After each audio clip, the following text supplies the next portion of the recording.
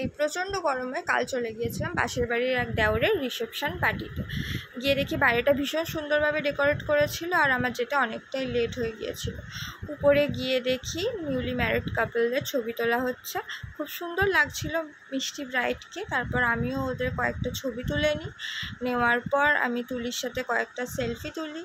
তোলার পর আমার নিজের সিঙ্গেল ছবি তোলার জন্য যেহেতু কাউকে পাইনি, তাই তুলিকেই বলেছিলাম আমার কয়েকটা সিঙ্গেল ছবি তুলে দেওয়ার জন্য।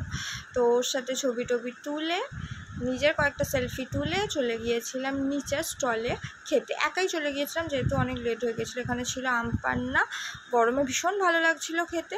আর তারপরে ফুচকা খেয়ে গরম গরম পকোড়া খেয়ে চলে গিয়েছিলাম কয়েকটা ছবি তুলতে। এখানে আমার শাশুড়ি মা মেয়ের সাথে কয়েকটা ছবি তুললাম, কারণ ওরা আগেই চলে গিয়েছিল, আমার যেতে অনেকটাই লেট হয়ে গিয়েছিলো। তারপর এখানে কয়েকজন যা ছিল আশেপাশে, তো তাদের সাথে কয়েকটা ছবি তুলে নিলাম। নেওয়ার পর দেখি আমার মেয়ে তো এখানে ফ্লোরের ডান্স হচ্ছিল, ডিজে বাজছিল, তো ও তো ভীষণ নাচানাচি করছিল। ফ্লোরটা একদম ফাঁকা ছিল। উপরে গিয়ে দেখি সবাই ডিনারের জন্য ওয়েট করছে।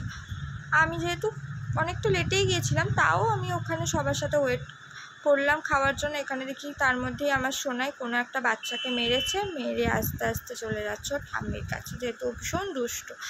তো ওয়েট করতে করতে এখানে ফুলসজ্জার তত্ত্বগুলোর কয়েকটা ছবি তুলে নিতে গেলাম। ফুলসজ্জার তত্ত্বগুলো ভীষণ সুন্দর সাজিয়েছিল।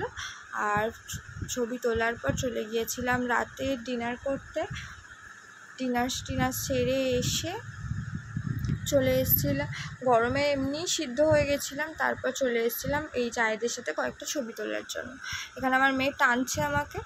আর তারপরে দেখি নিজের অর্ধেক মেকআপ উঠে খেয়ে নিয়ে সবার শেষে আইসক্রিম খেয়ে চলে এলাম বাড়ি।